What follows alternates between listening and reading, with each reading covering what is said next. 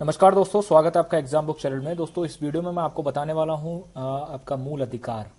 ठीक है, मूल अधिकार जो है वो आपको मैं बताने वाला हूं। मूल अधिकार मतलब फंडामेंटल राइट्स। ठीक है, ये जो वीडियोस जो मैं बना रहा हूं ये टारगेटेड करके डेप्थ में आपको सारी चीज़ें बताई जाएंगी आपका यूपीएसआई के लिए। ठीक है, क्योंकि यूपीएसआई में सभी को पता है कि 9500 के करीब वैकेंसी आई है और आपका जो है डेप्थ में, काफ़ी डेप्थ में जो है आपका संविधान पूछा जाता है। इसीलिए मैं बार बार कहता हूं कि जीएस में शुरू करने से पहले आप संविधान को कंप्लीट कर लीजिए। प्लेलिस्ट मैंने बना दी है, प्लेलिस्ट में जाके सारी वीडियोज आप देख सकते हैं। सबसे पहले शुरू करते हैं। देखिए संविधान के कौन से भाग में, ठीक है, एक एक चीज ध्यान रखिए। फैक्चुअल और कंसेप्चुअल का बहुत ही आपको बैलेंस करके चलना है, तभी आप जो है वहां पर सही क्वेश्चन कर पाओगे। संविधान के कौन से भाग में जो है मूल अधिकारों का उल्लेख दिया गया है, मतलब मूल अधिकार कौन से भाग, फंडामेंटल राइट्स कौन से भाग में है, तो भाग 3 में। ठीक है, इंग्लिश और हिंदी मीडियम के लिए मैं कहता हूं कि इंग्लिश और हिंदी मीडियम कुछ में वर्ड्स जो टिपिकल होते हैं वो मैं इंग्लिश में बोल दूंगा, लेकिन भाग 3 में जो है वो आपका संविधान के मूल अधिकारों का, उसके बारे में चर्चा करी गई है। कौन से आर्टिकल्स में है, ठीक है, जैसे मैं बता दूं आपको, संविधान जो है हमारा संविधान 3 तरीके से बटा हुआ है। पहला है भाग, जिसको हम पार्ट बोलते हैं। ठीक है, दूसरा है अनुसूचियां। ठीक है, और तीसरे हैं आपके आर्टिकल्स, मतलब अनुच्छेद। ठीक, इनमें आपका जो है इसको बोलते हैं शेड्यूल बोलते हैं। इनमें आपका पूरा संविधान बटा हुआ है। क्योंकि बहुत बड़ा संविधान है, इस वजह से इनको बांटना जरूरी था। तो फिर क्वेश्चन आता है आपका कि कौन से अनुच्छेदों में जो है मूल अधिकारों की चर्चा करी गई है। तो 12 से लेके 35 तक मूल अधिकारों की चर्चा करी गई है। ठीक है, इसको आप समझ लीजिए कि आर्टिकल 12 से शुरुआत होती है और 35 तक जो है ये सारे मूल अधिकार चलते हैं। तीसरा पॉइंट लेते हैं, भाग 3 को क्या कहा जाता है, या फिर क्वेश्चन ऐसा आता है कि भारतीय संविधान में भारत का मैग्ना कार्टा किसको कहा जाता है, तो भाग 3 को, या फिर भाग 3 आ सकता है या मूल अधिकार आ सकते हैं। तो आपको क्लिक करके आना है वहां पे मूल अधिकार या भाग 3। ठीक है, मूल अधिकारों को भारत का मैग्ना कार्टा कहा जाता है। 4th पॉइंट, मूल अधिकार हमें राजनीतिक अधिकार प्राप्त करते हैं। जैसे क्वेश्चन आता है सीधा सीधा कि भारतीय संविधान में राजनीतिक अधिकार मतलब पॉलिटिकल राइट्स हमें कौन देता है, तो मूल अधिकार हमें जो है, ये जो फंडामेंटल राइट्स हैं, ये हमें जो है राजनीतिक अधिकार देते हैं, पॉलिटिकल राइट्स देते हैं। वहीं जो राज्य के नीति निर्देशक तत्व जो हैं, ठीक है, वो सामाजिक और आर्थिक जो है अधिकार वो हमें कौन देता है, राज्य के नीति निर्देशक तत्व, जिनको कि इंग्लिश में बोलते हैं directive principle of state policy. ठीक, फिर है मूल रूप से, मतलब जब संविधान बना, ठीक है, संविधान जब बना तो मूल रूप से 7 मूल अधिकार थे। ठीक है, लेकिन इस समय जो है मात्र 6 मूल अधिकार हैं। एक जो मूल अधिकार था वो था आपका संपत्ति का अधिकार, उसको आपका 44 में 44th संविधान संशोधन 1978 से हटा दिया गया। ठीक है, इसको बहुत अच्छे से आप रख लीजिए, क्योंकि क्वेश्चन सीधा आता है कि संपत्ति के अधिकार को कौन से संविधान संशोधन से हटाया गया। तो आपका 44वां संविधान संशोधन, या फिर वो सीधे डेट पूछ लेता है, ईयर पूछ लेता है, तो 1978 में जो 44वां संविधान संशोधन आया उससे जो है आपका हटा दिया गया। इतना समझ में आ गया। आगे बढ़ते हैं। आगे आपका देखते हैं कि सबसे पहले देखते हैं कि कुल 6 मूल अधिकार हैं। ठीक है, 6 मूल अधिकार हैं, उनको हम पहले शॉर्ट में देखते हैं, फिर हम थोड़ा सा उसको डिटेल में देखेंगे। आप समझते रहिए। ठीक है, आपको किसी भी तरीके का कोई भी क्वेश्चन जो होगा, मैं पूरा टॉपिक इस तरीके से आपको पढ़ाऊंगा कि कोई भी क्वेश्चन आपका इससे बाहर नहीं जाएगा। सबसे पहले देखते हैं समता का अधिकार। ये किसमें है, ये आर्टिकल 14 से लेके 18 तक है। अब आप कहेंगे कि सर 12 से लेके आपने 35 तक बोला है, अब ये 12 और 13 कहां गए, इसका मैं बताता हूं। देखिए 12 में जो है बताया गया है कि स्टेट क्या होता है। ठीक है, याद रखिए संविधान में स्टेट या राज्य का मतलब कोई राज्य नहीं है, मतलब उत्तर प्रदेश, बिहार, मध्य प्रदेश, ये राज्य नहीं है संविधान में। ठीक है, संविधान में जब राज्य की चर्चा होती है, अगर वहां पे संविधान में आता है राज्य लिखा हुआ, तो इसका मतलब होता है पूरा भारत। ठीक है, पूरा भारत जो है वो राज्य, उसमें जो वर्ड यूज किया गया है वो भारत ना करके उन्होंने राज्य यूज कर दिया उसको। ठीक है, कि स्टेट, आर्टिकल 12 में ये बताया गया कि स्टेट क्या है। स्टेट मतलब ऐसा कोई भी संस्थान, ऐसी कोई जगह, या फिर ऐसा कुछ भी जिसमें राज्य का कहीं ना कहीं आपका जो है उसमें कुछ ना कुछ जो है थोड़ा बहुत पोर्शन हो, या फिर कहीं ना कहीं राज्य के अधीन वो चीज आ रही है। ठीक है, या फिर सरकार के अधीन वो चीज आ रही हो तो उसी को हम राज्य बोल देते हैं। अब जैसे समझ लीजिए, जैसे LIC ऑफ इंडिया है, ठीक है, LIC ऑफ इंडिया में 51% शेयर जो है वो गवर्नमेंट का है, तो ये गवर्नमेंट, ये मतलब ये भी स्टेट के अंदर आ गई, ठीक है। हर चीज जो कि राज्य, जो कि सरकार के अंतर्गत होती है, वो सब कुछ जो है प्राइवेट चीजों को छोड़ के वो सारी चीजें जो है वो राज्य के अंदर आ जाती हैं। तो और 13 में क्या कहा गया है, 12 में आपने समझ लिया, 13 में यह कहा गया है कि भाई कोई भी ऐसा कानून जो संसद या राज्य की जो विधानमंडलें होती हैं, अगर कोई, मैंने आपको बताया था कि ये दोनों ही ऐसी हैं जो कि संसद और राज्य विधानमंडल ही कानून बनाने का इनको अधिकार है, ये दोनों कोई ऐसा कानून बनाती हैं जो किसी भी व्यक्ति का मूल अधिकारों का उल्लंघन करती हैं, तो सुप्रीम कोर्ट और हाई कोर्ट को यह पावर दे रखा है कि वो 13 जो है, इस आर्टिकल 13 को यूज करते हुए जो है आपका जो है इसको नल एंड वॉइड कर देंगे। नल एंड वॉइड मतलब इसको खारिज कर देंगे, जैसे NJAC हुआ था, नेशनल जुडिशियल अकाउंटेबल कमीशन को रद्द किया गया था। वो इसीलिए किया गया था क्योंकि संविधान में लिखा हुआ है कि भाई न्यायपालिका और कार्यपालिका को पृथक होना चाहिए, मतलब एग्जीक्यूटिव एंड जुडिशरी बॉडीज को जो है अलग अलग होना चाहिए। लेकिन NJAC में क्या था, NJAC में था कि भाई जो जजों को चुना जाएगा उसमें 2 बंदे जो है वो एग्जीक्यूटिव भी रखी जाएगी, मतलब सरकार अपने 2 बंदे रखेगी वहां। तो ये सीधा सीधा जो है उल्लंघन माना गया। समझ में आ गया। दूसरा बढ़ते हैं, स्वतंत्रता का अधिकार। यह आपका आर्टिकल 19 से लेकर 22 तक दे रखा है, इसको मैं डिटेल में बताऊंगा। शोषण का अधिकार आर्टिकल 23 से लेकर 24 दे रखा है। धर्म की स्वतंत्रता का अधिकार आर्टिकल 25 से लेकर 28 तक दे रखा है। 25, 26, 27, 28 4 आर्टिकल हैं इसमें। संस्कृति और शिक्षा का अधिकार आर्टिकल 29 और 30 में दे रखा है, और संवैधानिक उपचारों का अधिकार आर्टिकल 32 में आपका दे रखा है। ठीक है, अब आगे बढ़ते हैं। मैंने आपको बताया था कि ये 6 स्वतंत्रताएं हैं, और एक स्वतंत्रता जो 7वीं थी वो थी संपत्ति का अधिकार। ठीक है, और मैंने आपको यह भी बताया था कि वो किस आपका जो है संविधान संशोधन के तहत हटा दिया गया था उसे मूल अधिकारों में से, वो था आपका 44वां संविधान संशोधन। ठीक है, इससे आपको जो है 7वां जो संपत्ति का अधिकार था उसको हटा दिया गया था। लेकिन उसको हटा के कहां डाला गया, तो दोस्तों उसको हटा के, मूल अधिकारों से हटा के उसको संविधान के भाग 12 में पार्ट 12 में आर्टिकल 300A में डाला गया है। ठीक है, अनुच्छेद 300 का में उसको डाला गया है। अब आप कहेंगे कि डाला तो संविधान में ही है, इसमें मूल अधिकारों से डाल के अलग डाल दिया तो उससे क्या फर्क पड़ा? बहुत फर्क पड़ा। मैंने आपको क्या बताया था, अगर मूल अधिकारों का, अभी जब आर्टिकल इस आर्टिकल के बारे में जब मैं डिटेल में बताऊंगा तब मैं बताऊंगा कि ये आर्टिकल जब मूल अधिकारों से हटके ये अनुच्छेद 300 का में चला गया तो इसका क्या मतलब हुआ। ठीक है, ये आगे मैं बताऊंगा आपको। फिर तीसरा है संपत्ति का अधिकार, मूल अधिकार नहीं है, यह एक कानूनी अधिकार है। इतना समझ गए आप? इतना आप ध्यान रखना कि इसका क्या मतलब है, कि मूल अधिकार नहीं है, यह एक कानूनी अधिकार है। फिर नेक्स्ट पॉइंट है, राष्ट्रीय आपातकाल, नेशनल इमरजेंसी के समय मूल अधिकारों को निलंबित किया जा सकता है।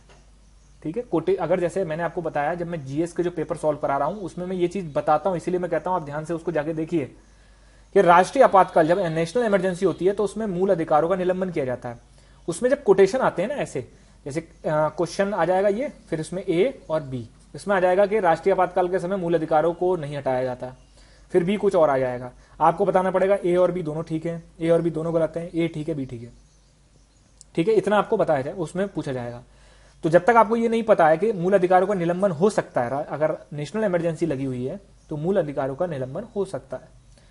फिर है, मैंने आपको बता दिया आर्टिकल 12 में क्या है, राज्य की परिभाषा दी गई है, और राज्य क्या है मैंने आपको वो भी बता दिया कि ऐसी कोई भी पूरे भारतवर्ष में ऐसी कोई भी चीज जो कि राज्य के, जो कि सरकार के अधीन आती है, ठीक, उसको आपका जो है राज्य बोला जाता है। यहां राज्य का मतलब उत्तर प्रदेश, बिहार, वो वाले स्टेट से नहीं है। ऐसी कोई भी चीज जो सरकार के अंतर्गत आती है, सरकार का उसका होल्डअप होता है, वो सारी चीजें राज्य के अंदर आ जाती हैं। फिर है मूल अधिकार वाद योग्य हैं, अर्थात अब यहां वाद योग का मतलब समझ लेना बहुत ध्यान से।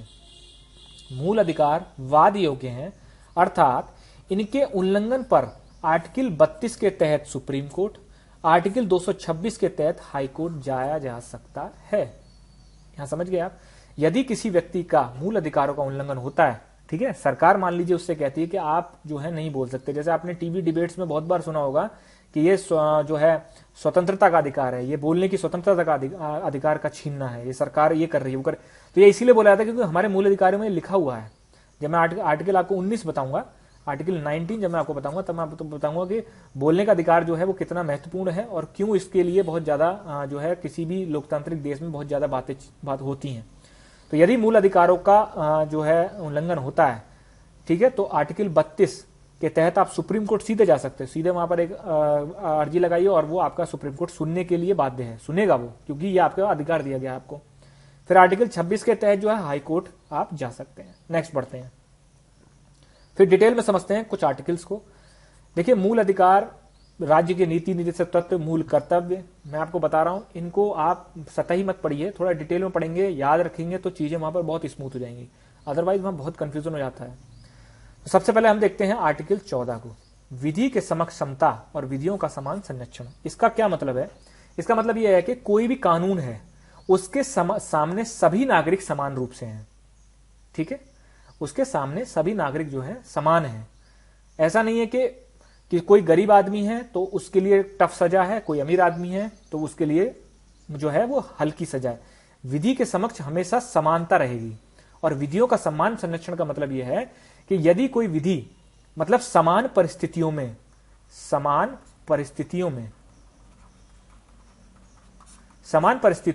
समान रूप से लोगों को समान संरक्षण दिया जाएगा, ठीक है ना, कि वहां कंडीशन देखी जाएगी कि हाँ, इस कंडीशन में क्या ये चीज जो है, अगर एक कानून ये कहता है कि भाई आप जो है, जैसे मान लीजिए अपने सेल्फ डिफेंस में किसी का मर्डर कर सकते हैं, ठीक है, सेल्फ डिफेंस में किसी को चोट पहुंचा सकते हैं या सेल्फ डिफेंस में, और कोर्ट वहां, लेकिन अगर उसकी मान लीजिए आप सेल्फ डिफेंस में फायर कर देते हैं, कोई आदमी आपके ऊपर हमला करने आ रहा है, आप सेल्फ डिफेंस में फायर कर देते हैं, वो आदमी मर जाता है।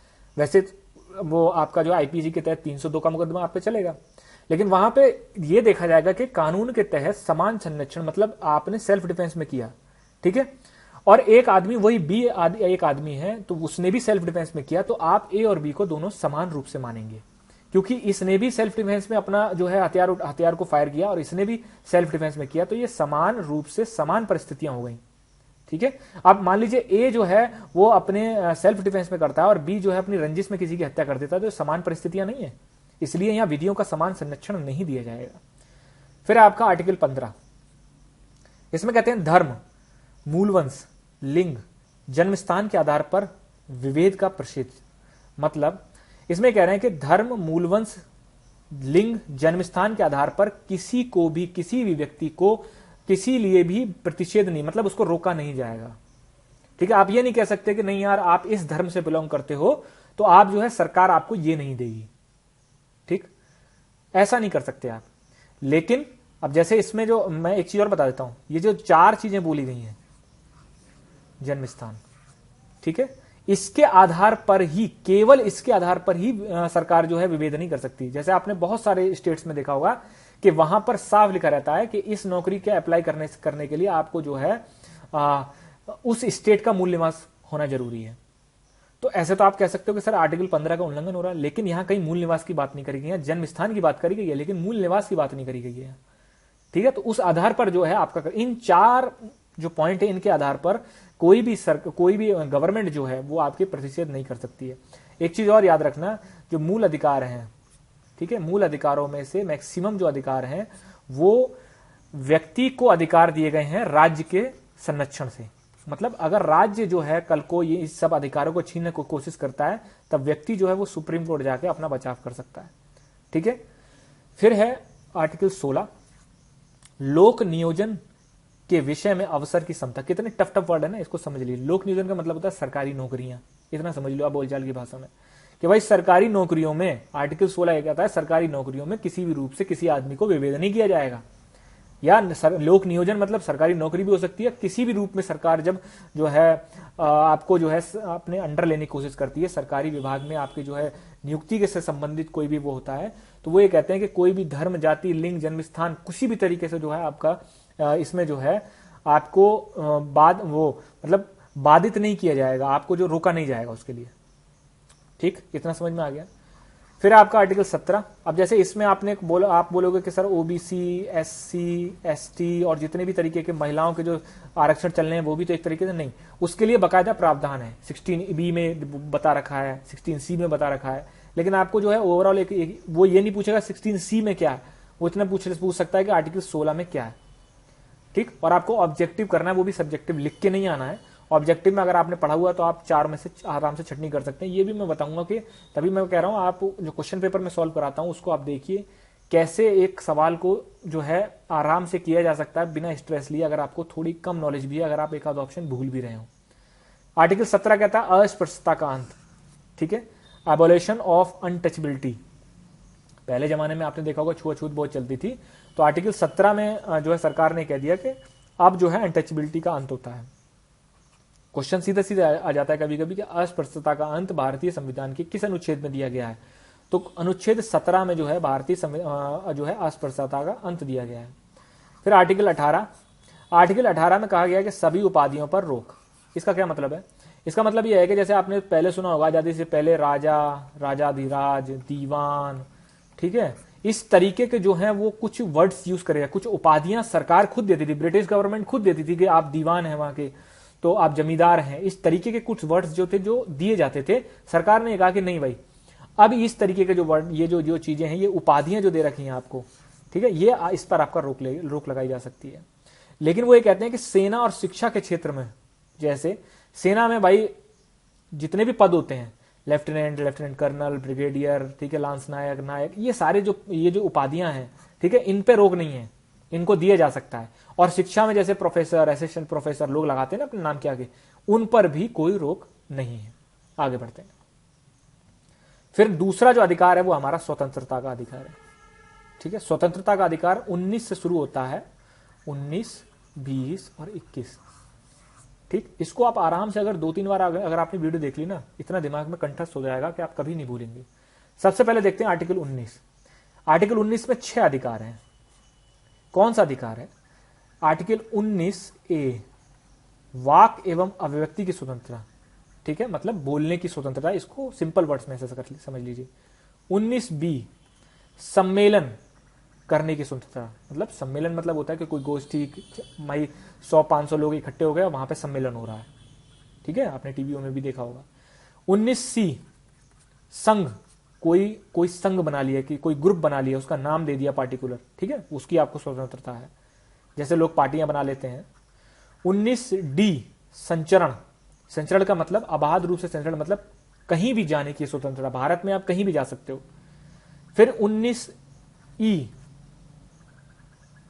निवास, मतलब आप कहीं भी रह सकते हो। और 19F, व्यापार, आप व्यापार कर सकते हो, लेकिन इलीगल व्यापार नहीं आता है इसमें। आप ये नहीं कर सकते कि भाई जो है आप बच्चों को बेचना शुरू कर दो, महिलाओं को बेचना शुरू कर दो, ड्रग्स का धंधा शुरू कर दो, ये व्यापार नहीं आता इसमें। ठीक है ना, इलीगल जो व्यापार होगा उस पर रोक है इसमें। वैसे जो है आपका जो है ये इतने तरीके के जो आपके स्वतंत्रता का अधिकार 19 में जो है, 19 में कुल 6 अधिकार है और 6 में ये अधिकार है। अब इसको याद कैसे करोगे भाई? पहले हमने बातचीत करी, ठीक है भाई, 4 लोगों ने, पहले हमने देखा कि जो है 8-10 लोग हैं, 10 लोगों में हमने जो है बातचीत करी, तो हमारी बात करने की स्वतंत्रता हो गई। उसके बाद हमने क्या करा? उसके बाद हमने कहा कि चलो एक काम करते हैं, उस दिन उस पार्क में मिलेंगे, तो वहां हम सम्मेलन करने लग गए। ठीक, फिर हमने वहां मूड बनाया कि नहीं यार अब ऐसा करते हैं, अब एक संघ बना लेते हैं, एक पार्टी बना लेते हैं। तो फिर हमने जो है वहां पर संघ का नाम दे दिया, रजिस्टर करा लिया। फिर हमने कहा कि ऐसा करते हैं, अब हमने संघ बना लिया, अब इसका हम अपनी पार्टी का प्रचार करने के लिए देश के विभिन्न भागों में जाएंगे, तो संचरण कर लिया हमने। और फिर संचरण करने के बाद फिर हमने कहा कि अब ऐसा करते हैं, वहीं रह के जो है अब प्रचार प्रसार करते हैं, तो वहां निवास कर लिया। और फिर निवास कर लिया तो भाई खाने पीने के लिए आपको जो है व्यापार भी करना पड़ेगा। यह है इसको याद करने का तरीका। आप ऐसे इसको सिंपल वर्ड्स में याद कर सकते हैं। फिर चलते हैं आर्टिकल 20 की तरफ। अनुच्छेद 20 कहता है अपराधियों के लिए दोष सिद्धि के संबंध में संरक्षण। मतलब दोष सिद्धि का मतलब होता है कि किसी अपराधी को, कोई अपराधी है, उसका दोष, उसका जो भी उसने काम गलत किया है, उसके लिए जो उसको सजा होगी उसकी सिद्धि होनी चाहिए ना, मतलब उसको प्रूफ करना चाहिए। तो उस प्रूफ के लिए उसको क्या संरक्षण दे रखा है? पहला संरक्षण उसको यह है कि कोई पूर्व प्रभाव कानूनी नहीं है। मतलब इसका समझ लीजिए, ऐसा मतलब है कि जैसे कोई ए आदमी है, वो आज मान लीजिए आज जो है एक दिन में 10 GB डेटा का खत्म करता है। वो भाई वीडियोस देखता है और 50 तरीके की आपका जो है वीडियो डाउनलोड करता है, पढ़ाई की कुछ देखता है, ये 10 GB का डेटा आपका 2020 में करता है। ठीक है, फिर क्या होता है, सरकार क्या नियम ले आती है कि 2021 में सरकार ये नियम लाती है कि भाई जो एक दिन में 10 GB का डेटा खत्म करेगा उसको 6 महीने की जेल। ठीक है, लेकिन सरकार ये नहीं कह सकती कि नहीं, वो 2020 में जिसने फरवरी माह में जो 10 GB डेटा खत्म किया होगा उसको भी जेल होगी। तो कहने का मतलब कोई भी ऐसा कानून या फिर कोई भी ऐसा काम जो आज के समय जो है इलीगल नहीं है लेकिन कल को जाके इलीगल हो जाता है, वो तो सरकार पहले आपने वो काम कर चुके हो, इस वजह से आपको जेल में नहीं डाल सकती। जब कानून बना, अगर उसके बाद आप उस चीज का उल्लंघन करते हो, जैसे मास्क से लगा लीजिए आप, कोरोना से पहले मास्क को ना लगाने के ऊपर कोई भी किसी भी तरीके का कोई कानून वो था कि आपका जुर्माना लगेगा, आपको जेल होगी, नहीं था। लेकिन आज के समय है, आप सरकार ये नहीं कर सकती कि नहीं भाई पिछले साल 2019 की फरवरी में या फिर 2019 में जिसने मास्क नहीं लगाए सबको जेल, ऐसा नहीं कर सकती। तो ये क्या होगा, ये हमारा आर्टिकल 20 का उल्लंघन हो जाएगा अगर सरकार ऐसे करती है।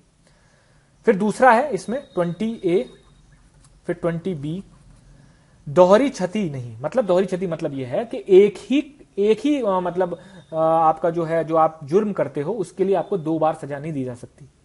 अगर किसी ने मर्डर कर दिया है, तो जैसे आपने सुना भी होगा फिल्मों में, ठीक है, किसी ने अगर मर्डर कर दिया है तो उसको एक ही बार सजा हो सकती है। ये नहीं कि आज उसकी जो है, आज उसने मर्डर किया, 7 साल की जेल हुई, 7 साल बाद वो निकलता है, फिर वो उससे कहते हैं नहीं अब तुम दोबारा अंदर जाओ क्योंकि तुमने जो है वो कत्ल किया था। ऐसा नहीं, एक ही बार उसको सजा होगी। तीसरा है स्वयं अपने विरुद्ध साक्षी नहीं। मतलब ये नहीं कर सकते आप, सरकार ऐसा नहीं कर सकती, किसी भी आदमी को ये बाध्य नहीं कर सकती कि नहीं आपने किया है ना, अब आप क्या करोगे, आप खुद अपनी गवाही दोगे कि हाँ मैंने किया था। ऐसा नहीं कर सकते। मतलब सरकार बाध्य नहीं कर सकती, वो स्वेच्छा से करे तो करे कि भाई अपना जुर्म खुद कबूल लिया, लेकिन आप बाध्य नहीं कर सकते उसको। ठीक है, आप उसको बाध्य नहीं कर सकते कि जो है आपने जो है ये वाला इस तरीके से स्वयं सिद्धि का विरुद्ध आपने जो है साक्षी बनाना उसको, ऐसा नहीं कर सकते आप जो है अगर किसी ने एक बार अगर कोई भी किसी भी कानून का उल्लंघन कर दिया, ठीक है, उसके बाद भाई ये पुलिस का काम है कि वो इन्वेस्टिगेशन करके और उसको जो है जेल पहुंचाए। उसके आप ये नहीं कह सकते कि पुलिस ये कोर्ट के सामने उसको खुद अपने लिए साक्षी मानने के लिए वो नहीं कर सकती, अपना प्रूफ खुद दो आप, हाँ मानो तुमने नहीं किया है, ऐसा नहीं कर सकते। आर्टिकल 21 एक बहुत ही इंपॉर्टेंट और बहुत ही बड़ा ये जो है एक तरीके से संविधान का जो है बहुत इंपॉर्टेंट आर्टिकल है और मूल अधिकारों में सबसे इंपॉर्टेंट आर्टिकल है, प्राण एवं दैहिक स्वतंत्रता। मतलब इसको दूसरा नाम इसका यह भी है जीवन का अधिकार। ठीक है, इसको ऐसे समझ लीजिए कि एक व्यक्ति एक मनुष्य होने की भांति मनुष्य होने के लिए आपको जो है मिनिमम जितनी भी एक रिक्वायरमेंट की जरूरत है, ठीक है, रिक्वायरमेंट है किसी भी चीज को लेके कि एक आप अच्छा जीवन जी सकें, एक अच्छा जीवन आप जी सकें, वो जो अधिकार होते हैं वो आपके आर्टिकल 21 में होते हैं। ठीक है, मतलब जैसे मैंने आपको जो है कल जो मैंने जो क्वेश्चन सॉल्व कराया उसमें मैं आपको बता रहा था कि किस तरीके से 2012 में सुप्रीम कोर्ट ने एक जो है जो एसएल वो आपकी जो है पीआईएल थी उस पर ये आपका जो है ऑर्डर दिया कि आर्टिकल 21 में निंद्रा का अधिकार भी है। क्योंकि आपको पता होगा कि मनुष्य के लिए नींद कितनी जरूरी है, अगर मनुष्य नहीं सोए तो ज्यादा दिनों तक वो नहीं जी सकता।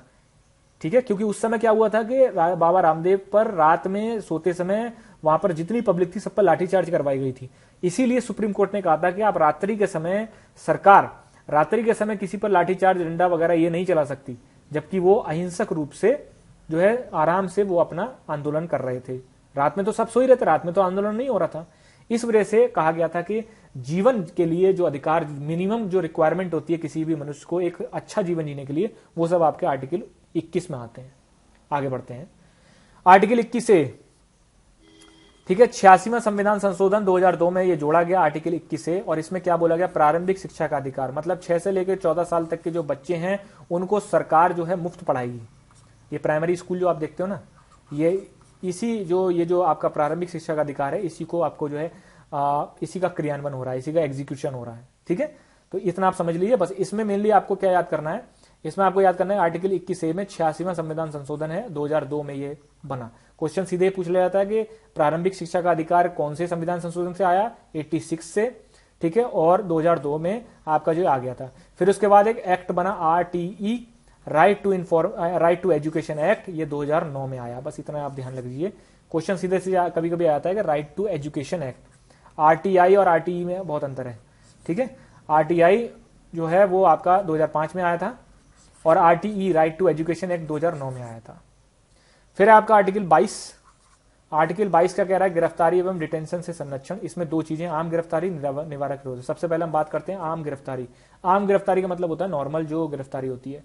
इसमें क्या होता है कि अगर मान लीजिए पुलिस आपको जो गिरफ्तार करती है, ठीक है, तो 24 घंटे के अंदर जो है मजिस्ट्रेट के सामने आपको आपका जो है उसको पेश करना पड़ेगा। और ध्यान रखिए कुछ बुक्स में मिसप्रिंट है या फिर गलत दिया हुआ है, तो इसमें जो है जो ट्रेवलिंग टाइम होता है, मतलब जो लाने ले जाने का टाइम होता है, उसको काउंटिंग नहीं करते हैं, ठीक है। मान लीजिए कोई मुलजिम जो है ऐसी जगह से पकड़ा गया जहां मजिस्ट्रेट में पहुंचने में उसको, मान लीजिए झारखंड में किसी जंगलों में वो पकड़ा गया, कोई 24 घंटे में उसको पेश करना, पहुंच ही नहीं सकते, कोई साधन ही नहीं है, ठीक है ना। तो वो जो है इसलिए ट्रेवलिंग टाइम जो है उसमें नहीं जोड़ा जाता है। आप 24 घंटे के अंदर जो है उसको पकड़ लीजिए। लेकिन अब ऐसा तो नहीं है, आप ये भी सोचेंगे ट्रेवलिंग का मतलब ये है कि ऐसे तो लोकल कहीं से साइड से पकड़ लो, आपके शहर में से भी किसी से पकड़ लो और उसको बिठाए रखो 24 घंटे तक, ऐसा नहीं होता है। क्योंकि मजिस्ट्रेट के सामने आपको ये भी बताना होता है कि आपने इसको कहां से पकड़ा है, ठीक। ये तो हो गया आपकी आम गिरफ्तारी। फिर आते हैं निवारक निरोध। निवारक निरोध का मैं एक लेटेस्ट एग्जाम्पल से आपको समझाता हूं कि जैसे मान लीजिए जम्मू कश्मीर से जब जो है आर्टिकल 370 का जो है हटाया गया था उसको, तो उसके बाद क्या हुआ, जो महबूबा मुफ्ती और वहां पर जो बड़े बड़े पॉलिटिशियन थे उनको बिना, उन्होंने कोई क्राइम किया था, नहीं किया था, लेकिन उनको जो है डिटेन कर दिया गया, ठीक है, डिटेन आपको कर दिया गया, ठीक है, मतलब निवारक उनको निरोध कर दिया गया, निवारक उनको जेल में डाल दिया गया। निवारक का क्या मतलब होता है कि प्रिवेंटिव डिटेंशन, कि मुझे पता है कि ये आदमी कल को भाषण देके या कुछ ऐसी हरकत करके दंगे फैला सकता है, वहां पे फायरिंग करवा सकता है, तो क्यों ना मैं पहले इसको जो है अपने कब्जे में ले लूं, ये ना बात बोल पाएगा ना पब्लिक भड़केगी, ऐसे समझ लीजिए इसको, ठीक है। लेकिन प्रिवेंटिव डिटेंशन की जो मैक्सिमम आपका लिमिट होती है वो होती है 3 मंथ्स। आप किसी भी आदमी को जो है 3 मंथ तक ही आपको जेल में डाल सकते हो, ठीक है, प्रिवेंटिव डिटेंशन के लिए। उसके बाद आपको जो है बकायदा हाई कोर्ट का एक बोर्ड बैठता है, हाई कोर्ट डिसाइड करता है कि इस आदमी को जो है 3 मंथ से ज्यादा बढ़ाना है या नहीं बढ़ाना है। आगे बढ़ते हैं। शोषण के विरुद्ध अधिकार। शोषण के विरुद्ध अधिकार में आपका जो है आर्टिकल 23 कहता है बलात्श्रम का प्रतिषेध। अभी कितना टफ वर्ड है लेकिन इसको समझिए ध्यान से। बलात्श्रम का मतलब होता है बंधुआ मजदूरी, समझते हैं आप, बस वही होता है बलात्श्रम का मतलब, कि किसी भी आदमी को आप जबरदस्ती उससे काम नहीं करवा सकते, ठीक है, जबरदस्ती आप किसी भी से काम नहीं करवा सकते, या फिर बिना तनख्वाह दिए आप उसको जो है काम नहीं करवा सकते। पहले जमाने में आपको देखा होगा, आज से कुछ जगह आज भी हिंदुस्तान में ये चीज मौजूद है, लेकिन पहले काफी होता था कि जो है बंधुआ मजदूरी हो जाती थी, बिना तनख्वाह दिए सिर्फ 2 रोटी देते थे और पूरे दिन काम करवाते थे, कोई उनको उसको पैसा नहीं, कोई खाने पीने का कुछ नहीं, तो वो होती थी। इसीलिए आर्टिकल 23 जो है आपका जोड़ा गया कि आप जो है बलात्श्रम मतलब जबरदस्ती आप किसी से काम नहीं करवा सकते। फिर आर्टिकल 24 कहता है कि कारखानों में बच्चों से काम करवाने पर रोक। सिंपल यही समझ लीजिए आप कि भाई आपका जो, आपको पता होगा 14 साल तक के बच्चों पे तो बिल्कुल ही बैन है, ठीक है। और फिर उसके बाद सरकार कहती है कि 14 से लेकर जो 18 साल तक के बच्चे हैं उनको खतरनाक, ठीक है, खतरनाक आपके जो उद्योग है उनमें आप नहीं डाल सकते, ठीक है, ये इसमें बोला गया है। तो इतना समझ लीजिए कि 24 में ये बता रखा है कि कारखानों में बच्चों से काम करवाने पर रोक है। आगे बढ़ते हैं। फिर है बताते हैं इसको आर्टिकल धर्म की स्वतंत्रता। आर्टिकल 25 से लेकर आर्टिकल 28 में बताया गया है, जैसे 25, 26, 27, 28, इसको समझ लीजिए। आर्टिकल 25 में कहता है अंतःकरण की और धर्म को अबाध रूप से मानने और आचरण करने और प्रसार करने की स्वतंत्रता। मतलब कोई किसी भी आदमी का कोई धर्म है उसको वो अबाध रूप से मान सकता है, किसी भी तरीके से मान सकता है, आचरण कर सकता है, प्रसार कर सकता है उसको, ठीक है, वो सब कुछ कर सकता है। लेकिन एक चीज ध्यान रखना, प्रसार का मतलब ये होता है, ये नहीं कि आप जो है जबरदस्ती किसी का धर्मांतरण करवाएं। संविधान में साफ कहा गया है स्वेच्छा से किया हुआ धर्मांतरण माना जाएगा, जबरदस्ती किया हुआ या लालच देकर किया हुआ धर्मांतरण नहीं माना जाएगा, ठीक है। तो ये आपका 25 में दिया हुआ है। धार्मिक कार्यों के प्रबंधन की स्वतंत्रता, मतलब आदमी जो है धार्मिक कार्य कर सकता है, ठीक है, उस जो है 26 में उसको दे रखा है। फिर है 27 में आपकी धर्म की अभिवृद्धि के लिए करों के संदाय से स्वतंत्रता। मतलब यह है कि पहली बात तो आपने देखा होगा कि मंदिर, मस्जिद, गुरुद्वारे, चर्च, इन सब पर किसी भी तरह के कोई टैक्स नहीं लगाती है सरकार, नहीं लगाती ना, इतना पता है। और उसके बाद यदि मान लीजिए कोई पैसा है, मान लीजिए 100 रुपए अगर हैं, तो 100 रुपए अगर वो किसी विशेष धर्म पर सरकार नहीं खर्च कर सकती, उसको जो है सभी धर्मों पर बराबर रूप से खर्च करना पड़ेगा। ठीक है। उसके बाद है धार्मिक शिक्षा में उपस्थित होने से स्वतंत्रता। अब इसको ध्यान से समझ लीजिए। वैसे तो ये क्वेश्चन जो है थोड़े से, इनको मैं आपको समझा रहा हूं जिससे कि अगर मान लीजिए धर्म की स्वतंत्रता से ही क्वेश्चन आ जाता है तो आप थोड़ा थोड़ा बेसिक नॉलेज आपको पता हो, इससे जो है इससे ज्यादा अंतर इसमें क्वेश्चन नहीं जाएगा कभी भी। ठीक है। धार्मिक शिक्षा में उपस्थित होने की स्वतंत्रता से ये मतलब होता है कि मान लीजिए जैसे कोई स्कूल है, ठीक है, तो कोई स्कूल में आपसे ये दबाव नहीं दिया जा सकता है कि आप जो है नमाज पढ़िए या फिर आप जो है आरती गाइए, या फिर ये इस चीज के लिए किसी बच्चे को दबाव नहीं दिया जा सकता है। ठीक है। और कौन से स्कूलों पे दबाव नहीं दिया जा सकता है? मान लीजिए उसमें कैटेगरी बटी हुई है कि ए एक स्कूल है जो कि राज्य के अधीन है, राज्य के अधीन है, मतलब स्टेट, कोई भी मान लीजिए यूपी स्टेट का कोई स्कूल है, वो यूपी स्टेट के अधीन है और यूपी स्टेट ही उसको पैसा देती है। ठीक है। उसको चलाने के लिए यूपी स्टेट ही पैसा देती है, तो वो उस स्कूल में किसी भी धार्मिक रूप से जो है शिक्षा देने का जो है अधिकार नहीं होगा।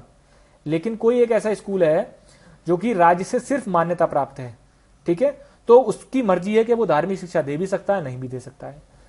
यदि कोई स्कूल जो है चैरिटी के लिए बना हुआ है तो भी वो धार्मिक शिक्षा दे सकता है। जैसे आपने देखा होगा सेंट मैरीज जो स्कूल होते हैं उसमें पूरा चर्च सिस्टम चलता है। ठीक है। तो वो संविधान में इनको छूट दे रखी है कि अगर कोई चैरिटी बेस पे किसी रूप में कोई स्कूल बना हुआ है, ठीक है, या फिर कोई विशेष मॉडल के रूप में बना हुआ है कोई स्कूल, तो उसमें जो है सरकार दखल नहीं दे सकती कि आप धार्मिक जो है शिक्षा क्यों दे रहे हो, आप दे सकते हो। फिर आपका क्वेश्चन है, फिर आपका ये आगे आता है संस्कृति और शिक्षा संबंधी अधिकार। इसमें दो अधिकार दे रखे हैं, 29 और 30। अनुच्छेद 29 क्या कहता है? अल्पसंख्यकों के हितों का संरक्षण। ठीक है। अब इतना समझ लीजिए, दो तरीके के अल्पसंख्यक जो है संविधान में बताए गए हैं। वो है आपके एक तरीके से धार्मिक,